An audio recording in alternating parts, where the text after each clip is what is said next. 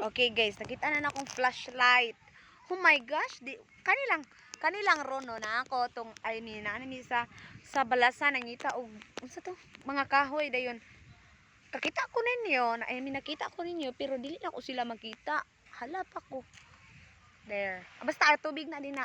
So yun, syempre mangita mong kahoy o niya ako syempre dire wala ko iambag. Nagsige lang og storya. So imagine na hatog no kay diri hangin kay diri and look at my outfit. My outfit. So hapit ko mabangga sa kahoy guys. Kita ka ng kahoya? Hapit ko na mabanggaan dear. Oh my gosh. Wala ko yung makita. Sulawa oy. Tanong inani man ni. Okay, so ano siya maglakaw ta. Kita na mo kahoy. So there, nakita na mig kahoy guys. Nakita ba ninyo? Yes. So natin mga palwa diri guys. Kuha to ning mga palwa. Natin laya dala natin. Here.